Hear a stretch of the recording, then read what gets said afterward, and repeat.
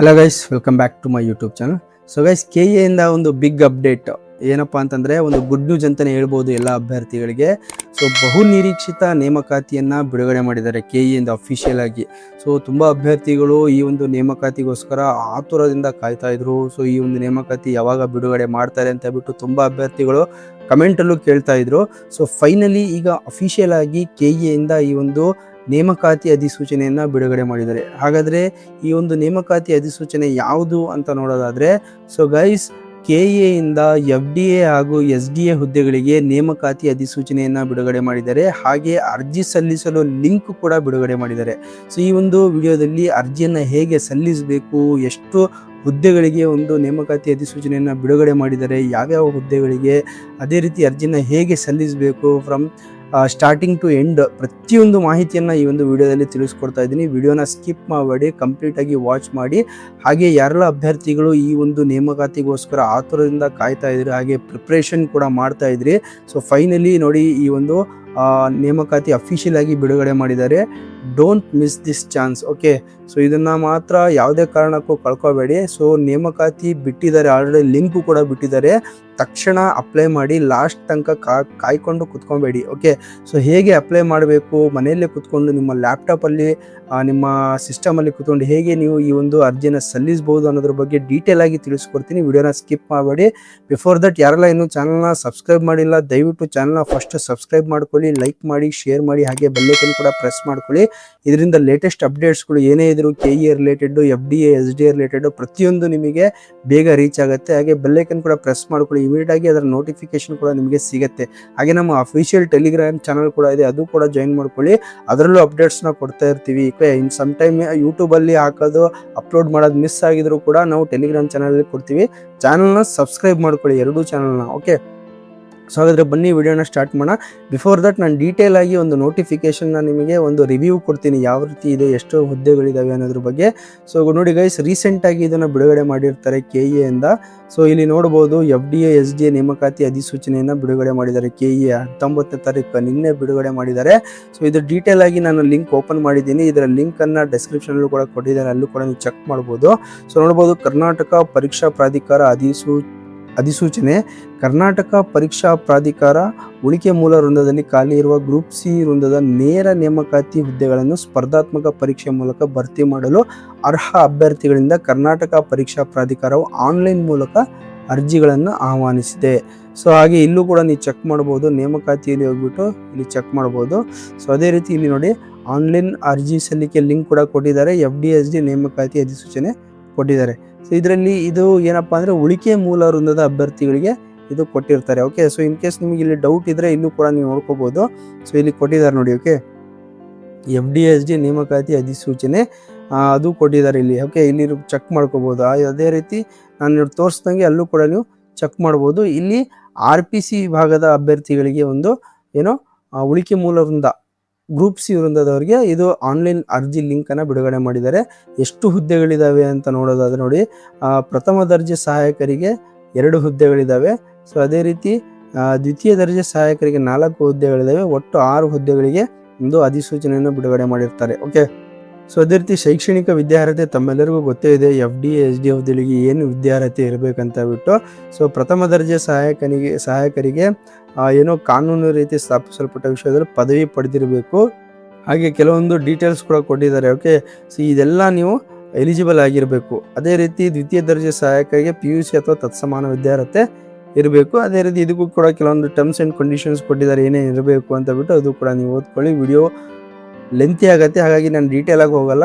Just ಏನೇನು importance ಇದೆ ಅದಷ್ಟೇ ಹೇಳೋಕ್ಕೆ ಇಷ್ಟಪಡ್ತಿದ್ದೀನಿ. ಸೊ ವಯೋಮಿತಿ ಬಂದುಬಿಟ್ಟು 40 ವರ್ಷ ಯಾರಿಗೆ, ಸಾಮಾನ್ಯ ಅಭ್ಯರ್ಥಿಗಳಿಗೆ 2A 2B 43 ಇದೆ. ಅದೇ ರೀತಿ ಪರಿಶಿಷ್ಟ ಜಾತಿ ಪರಿಶಿಷ್ಟ ಪಂಗಡದವರಿಗೆ 45 ವರ್ಷಗಳು. ಓಕೆ, ಇದು ಸಡಿಲಿಕೆ ಇರುತ್ತೆ, ಅದು ರಿವೈಸ್ ಮಾಡಿದಾರಲ್ಲ, ಆ ಬೇಸ್ ಮೇಲೆ ಇದು ಕೊಟ್ಟಿದ್ದಾರೆ. ಓಕೆ, ಹಾಗೆ ನೆಕ್ಸ್ಟ್ ನೋಡ್ತಾ ಹೋದರೆ ಅರ್ಜಿ ಸಲ್ಲಿಸುವ ವಿಧಾನ. ಆನ್ಲೈನ್ ಮೂಲಕ ಅರ್ಜಿ ಸಲ್ಲಿಸಬೇಕು, ಹೇಗೆ ಸಲ್ಲಿಸಬೇಕು ಅನ್ನೋದ್ರ ಬಗ್ಗೆ ಈ ವಿಡಿಯೋದಲ್ಲಿ ತಿಳಿಸ್ಕೊಡ್ತಿದ್ದೀನಿ. ಓಕೆ, ಅದೇ ರೀತಿ ಆನ್ಲೈನ್ ಅರ್ಜಿ ಸಲ್ಲಿಸಲು ವೇಳಾಪಟ್ಟಿ ಇವತ್ತಿಂದ ಸ್ಟಾರ್ಟ್ ಆಗಿದೆ ಆನ್ಲೈನ್ ಅರ್ಜಿ link. Okay, last end date ಬಂದುಬಿಟ್ಟು 3/6/2026. ಶುಲ್ಕ ಪಾವತಿಸಲು 4/6/26 ಸಂಜೆ 4 ಗಂಟೆ ಒಳಗೆ ಸಲ್ಲಿಸಬೇಕು. ಪರೀಕ್ಷಾ ದಿನಾಂಕ ವೆಬ್ಸೈಟಲ್ಲಿ ಅಪ್ಡೇಟ್ ಮಾಡ್ತಾರೆ. ನಾನು ಕೂಡ ನಿಮಗೆ ಅಪ್ಡೇಟ್ ಮಾಡ್ತೀನಿ, ಚಾನಲ್ ಸಬ್ಸ್ಕ್ರೈಬ್ ಮಾಡ್ಕೊಳ್ಳಿ, ಅದರ ಇನ್ಫಾರ್ಮೇಷನ್ ಸಿಗುತ್ತೆ. ಅದೇ ರೀತಿ ಕಾಯಂ ಪೂರ್ವಾವಧಿ ವೇತನ ಶ್ರೇಣಿ ಎಷ್ಟು ಇರ್ಬೋದು, ಅದೇ ರೀತಿ ಶುಲ್ಕ ಫೀ ಅಮೌಂಟು 750 ರೂಪಾಯಿ ಯಾರಿಗೆ 2A 2B ಅವರಿಗೆ ಇರುತ್ತೆ, ಪರಿಷ್ಠ ಜಾತಿಯ ಪರಿಷ್ಠ ಪಂಗಡದವರಿಗೆ 500 ರೂಪಾಯಿ ಇರುತ್ತೆ, ಅದೇ ರೀತಿ ವಿಕಲಚೇತನವಾಗಿ 250. ಸ್ಪರ್ಧಾತ್ಮಕ ವಿಧಾನ ಆಸ್ ಇಟ್ ಈಸ್ ನೀವು ಬರ್ದಿರ್ತೀರ KA ನಲ್ಲಿ FDA SD ಎಕ್ಸಾಮ್ಗಳು ಹೇಗಿರುತ್ತೆ ಅಂತ. ಕನ್ನಡ ಭಾಷಾ ಪರೀಕ್ಷೆ ಇದರಲ್ಲೂ ಕೂಡ ನಿಮಗೆ ಎಕ್ಸಾಮಿಷನ್ ಬೇಕಂದ್ರೆ ಫಸ್ಟ್ ಲ್ಯಾಂಗ್ವೇಜ್ ಸೆಕೆಂಡ್ ಲ್ಯಾಂಗ್ವೇಜ್ ನೀವು ಓದಿರಬೇಕು. As a Kannada subject examination ಸಿಗುತ್ತೆ. ಇನ್ ಕೇಸ್ ನೀವು KPSC KA ನಲ್ಲಿ ಏನಾದರೂ ನೀವು ಕನ್ನಡ ಭಾಷಾ ಪರೀಕ್ಷೆ ಪಾಸ್ ಮಾಡಿದರೆ ಆ ಸರ್ಟಿಫಿಕೇಟ್ ನಂಬರ್ ಹಾಕಿದ್ರೆ ಸಾಕು, ಅಲ್ಲೂ ಕೂಡ ಎಕ್ಸಾಮಿಷನ್ ಸಿಗುತ್ತೆ. ಥರ್ಡ್ ಲ್ಯಾಂಗ್ವೇಜ್ ಯಾರು ಓದಿದ್ರೆ ಅವ್ರು ಕಂಪಲ್ಸರಿ ಕಡ್ಡಾಯ ಕನ್ನಡ ಎಕ್ಸಾಮ್ ಬರೆದು ಪಾಸ್ ಆಗಲೇಬೇಕು. ಓಕೆ, ಏನು ಪ್ರಶ್ನೆ ಪತ್ರಿಕೆ ಹಾಗೂ ಪಠ್ಯಕ್ರಮ ಏನು ಪ್ರತಿಯೊಂದು ಕೊಟ್ಟಿದ್ದಾರೆ, ಕ್ಲೀನಾಗಿ ಓದ್ಕೊಳ್ಳಿ. ಲಿಂಕನ್ನು ಡಿಸ್ಕ್ರಿಪ್ಷನಲ್ಲಿ ಕೊಟ್ಟಿರ್ತೀನಿ. ಓಕೆ, ಸೊ ಇದು ತುಂಬ ಲೆಂತಿ ಆಗುತ್ತೆ ವಿಡಿಯೋ. ಓಕೆ, ಸೊ ನೆಕ್ಸ್ಟು ಹೇಗೆ ಅರ್ಜಿ ಸಲ್ಲಿಸಬೇಕು ಅದ್ರ ಬಗ್ಗೆ ತಿಳಿಸ್ಕೊಡ್ತಾ ಇದ್ದೀನಿ. ಸೊ ಅರ್ಜಿ ಸಲ್ಲಿಸಲಿಕ್ಕೆ ಫಸ್ಟ್ ಆಫ್ ಆಲ್ ನೀವು ಇಲ್ಲಿ ನೋಡಿ ಲಿಂಕ್, ಇಲ್ಲಿ ನೇಮಕಾತಿಗೆ ಹೋಗ್ಬಿಟ್ಟು KE ನೇಮಕಾತಿ ಕ್ಲಿಕ್ ಮಾಡಿ ಆನ್ಲೈನ್ ಅರ್ಜಿ ಲಿಂಕ್ ಅಂತ ಇದೆ, ಇದನ್ನು ಕ್ಲಿಕ್ ಮಾಡಿ ಡೈರೆಕ್ಟಾಗಿ ಇಲ್ಲಿಗೆ ಬರ್ತೀರಾ. ಇದು ಆ್ಯಸ್ ಇಟ್ ಈಸ್ ನನ್ನ ಪ್ರೀವಿಯಸ್ ಹೇಗೆ ಅಗ್ರಿಕಲ್ಚರಿಗೆ ನಿಮಗೆ ತಿಳಿಸ್ಕೊಟ್ಟಿದೆ ಅದೇ ರೀತಿ ರಿಜಿಸ್ಟ್ರೇಷನ್ ಮಾಡ್ಕೋಬೇಕು. ಫಸ್ಟು ನ್ಯೂ ಯೂಸರ್ಸು ರಿಜಿಸ್ಟ್ರೇಷನ್ ಮಾಡಬೇಕು. ಯಾವುದ್ರ ಮೂಲಕ? ಥ್ರೂ ಡಿಜಿಲಾಕರ್ ಮೂಲಕ ನೀವು ರಿಜಿಸ್ಟ್ರೇಷನ್ ಮಾಡ್ಕೋಬೇಕು. ರಿಜಿಸ್ಟ್ರೇಷನ್ ಮಾಡಿಕೊಂಡ್ರೆ ನಂತರ ನಿಮಗೆ ರಿಜಿಸ್ಟ್ರೇಷನ್ ಹೇಗೆ ಗೊತ್ತಿಲ್ಲ ಅಂತಂದರೆ ನನ್ನ ಪ್ರೀವಿಯಸ್ ವಿಡಿಯೋ ಅಗ್ರಿಕಲ್ಚರ್ ಕೃಷಿ ಇಲಾಖೆಯಲ್ಲಿ ಹುದ್ದೆಗಳಿಗೆ ಹೇಗೆ ಸಲ್ಲಿಸಬೇಕು ಅನ್ನೋದ್ರ ಬಗ್ಗೆ ನಾನು ತಿಳಿಸ್ಕೊಟ್ಟಿದ್ದೀನಿ. ಅದೇ ರೀತಿ ನೀವು ಇಲ್ಲೂ ಕೂಡ ರಿಜಿಸ್ಟ್ರೇಷನ್ ಮಾಡ್ಕೋಬೇಕು. ಅಲ್ಲಿ ನಾನು ಡೀಟೇಲ್ ಆಗಿ ಡಿಜಿಲಾಕರ್ ಹೇಗೆ ರಿಜಿಸ್ಟ್ರೇಷನ್ ಮಾಡಬೇಕು, ಹೊಸ ರಿಜಿಸ್ಟ್ರೇಷನ್ ಹೇಗೆ ಮಾಡಬೇಕು ಪ್ರತಿಯೊಂದನ್ನು ತಿಳಿಸ್ಕೊಡ್ತೀನಿ. ಓಕೆ, ಸೊ ಅಲ್ಲಿ ನೀವು ಚೆಕ್ ಮಾಡ್ಕೊಳ್ಳಿ. ಅದೇ ಪ್ರೊಸೀಜರ್ ಇಲ್ಲೂ ಕೂಡ ನೀವು ಫಾಲೋ ಮಾಡಿದರೆ ಸಾಕು, ಸೇಮ್ ಮೆಥಡ್ ಇರುತ್ತೆ KE ಇಂದ. ಓಕೆ, ಒಂದ್ಸಲ ನೀವು ರಿಜಿಸ್ಟರ್ ಮಾಡಿಕೊಂಡ್ರೆ ಸಾಕು, ನೆಕ್ಸ್ಟ್ ಯೂಸರ್ ನೇಮ್ ಆಗಿಬಿಟ್ಟು ಕಂಟಿನ್ಯೂ ಮಾಡ್ಬೋದು. ಸೊ ನೆಕ್ಸ್ಟ್ ಇದರ ಆದಮೇಲೆ ನೀವು ನೆಕ್ಸ್ಟು ಡೈರೆಕ್ಟ್ ಈ ಪೇಜಿಗೆ ಬರ್ತೀರಾ, ಕ್ಯಾಂಡಿಡೇಟ್ ಡ್ಯಾಶ್ ಬೋರ್ಡಿಗೆ. ಇಲ್ಲಿ ನೋಡಿ ಆ್ಯಕ್ಟಿವ್ ಪೋಸ್ಟು 2. ಸೊ ಒಂದು ಅಗ್ರಿಕಲ್ಚರ್ ಪೋಸ್ಟು, ಇನ್ನೊಂದು ಈಗ ಮೊನ್ನೆ ಬಿಟ್ಟಿರೋ post. Okay, so active post. Okay, so 2 ಪೋಸ್ಟ್ಗಳಿದ್ದಾವೆ ಆಲ್ರೆಡಿ. ಸೊ 2 ಪೋಸ್ಟ್ಗೂ ಯಾವ ರೀತಿ ಅರ್ಜಿನ ಸಲ್ಲಿಸಬೇಕು ಅನ್ನೋದಾದರೆ ಪ್ರೊಫೈಲ್ ಇರುತ್ತೆ. ಸೊ ನೋಡಿ ಪ್ರೊಫೈಲಲ್ಲಿ ನಿಮ್ಮ ಪ್ರತಿಯೊಂದು ವಿವರ ಇಲ್ಲಿ ಬರುತ್ತೆ. ಅದೇ ರೀತಿ ಇಲ್ಲಿ ನಿಮ್ಮ ಫುಲ್ ಡೀಟೇಲ್ಸ್ ಕೆಳಗೆ ಡೌನ್ವರೆಗೂ ಫುಲ್ ಡೀಟೇಲ್ಸ್ ಇರುತ್ತೆ. ಸೊ ಇದೇ ರೀತಿ ಸ್ಟೆಪ್ಸ್ನ ಫಾಲೋ ಮಾಡ್ಕೊತ ಹೋಗಿ SSLC PUC ಅದೇ ರೀತಿ ರಿಸರ್ವೇಷನ್ ವಿವರಗಳು, ಸೊ ಹಾಗೆ ಕ್ಲೇಮ್ ಡೀಟೇಲ್ಸು, ಸೊ ಅದೇ ರೀತಿ additional details, qualification, experience details, document upload, declaration, payment. So same method ನಾನು ಹೇಗೆ ಕೃಷಿ ಇಲಾಖೆಗೆ ತೋರಿಸ್ಕೊಟ್ಟಿದ್ನೋ ಅದೇ ರೀತಿ ಇರುತ್ತೆ.